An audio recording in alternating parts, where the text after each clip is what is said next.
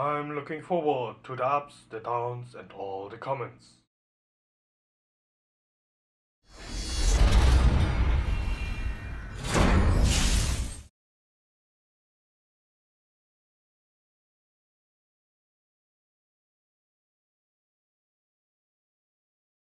Something, learning sword fighting or weapons in general. We also experimented with padded spears and axes and shields and whatnot.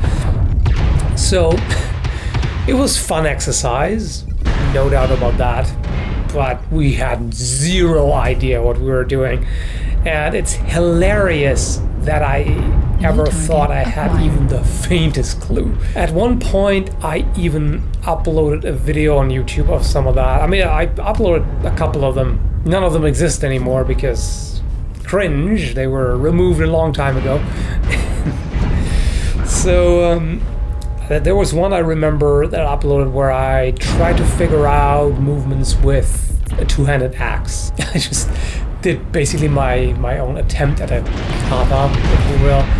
And just moving around, swinging the axe and trying to do attacks and defenses and then moving and blah. It was ridiculous. I mean, not quite Star Wars kid level. It wasn't quite that embarrassing, but it was bad. And I remember there was one comment from a person who said that you're clearly an amateur, but having thought about these things puts you ahead of anybody who hasn't. And I remember I was kind of offended a little bit. Like, amateur, how dare you? Super hilarious and ironic and everything. He was completely right. I mean, yeah. In fact, he was being too nice. Amateur was putting it too nicely. And then, over time, I more and more realized that, hey, I actually know nothing. I really don't know what I'm doing. And again, I continued sparring with friends. At that point, we got somewhat better equipment. We got padded sparring swords from Hong Kong, realistic sparring weapons. They still exist. They still make those. I think we got them in around 2010, I think. No, 2009, whatever, my memory. Who cares? So then we tried around with that. Over time, I became aware of the fact that there is such a thing as historical manuals, and that some people actually study them and figure out techniques, and then, actually can start learning real sword fighting as opposed to just whatever, improvised flailing. So then I looked some of that up and what materials I could find, and started trying to find out how that works. And it helped a little bit. I still thought that, well, okay, so I'm overall I don't really know, but I'm not doing too poorly.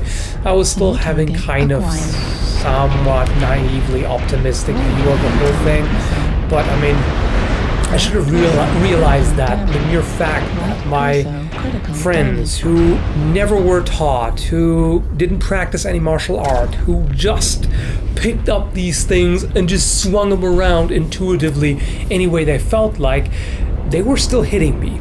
I mean, I was overall doing better, but still, basically, if you know a martial art, if you have at least, basic competence, and you're dealing with somebody who has no clue, just picks it up and goes, they should have very little chance against you. I mean, I now realize what sort of skill range we're talking here. Like, somebody who is moderately experienced at HEMA against a complete newbie is gonna dominate and destroy that person. It is really occasional lucky hits.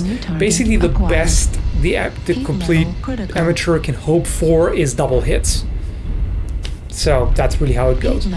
And I think a lot of people underestimate that. In fact, I've seen some what I like to call keyboard warrior comments on a few of the sparring videos with Lee Smith and Richard Marsden, who are both very competent, experienced HEMA instructors, have both won medals in tournaments. In fact, the wall at Blunt Iron is full of medals that Lee and his students have won. So these guys know what they're doing, but there were still some, you know, keyboard warriors who are just like, yeah, I could beat them, or they're moving so slowly, or whatever, you know. I mean, it's pretty funny. This is not meant to harp on about, oh yeah, we HEMA guys, we are so badass and whatever. No, none of that. It's just, I mean, credit where credit is due. These guys in particular have invested so much time and work into the art, and it shows. That's really all I can say about that. It's easy to underestimate just how much you have to train for that. If you're doing like whatever, like 3 hours or 4 hours a week of sword practice, or even less, like 2 hours, and it's nowhere near enough to get competent in any reasonable amount of time. You have to practice. I mean, currently I practice 3 to 4 times a week, and it's 2-hour classes each time. I don't feel like I'm progressing very rapidly. I'm progressing, but it takes a lot of time. But I'm getting ahead of myself, actually. So then I was still at story time, actually. Sorry for this being disjointed, but you know, that's what happens when you just naturally talk. So I moved to another place, and I practiced with different friends, and we were a little more serious about it. We were actually looking at historical techniques and trying to interpret them, which is difficult if you go just by the text alone, without, I mean, this is of course how HEMA started. It is possible to figure that out, but it's difficult. And we had reasonably good gear. We had, you know, fencing masks and elbow and knee protectors and that sort of thing. We didn't have the body mechanics down. We were basically just swinging with our arms.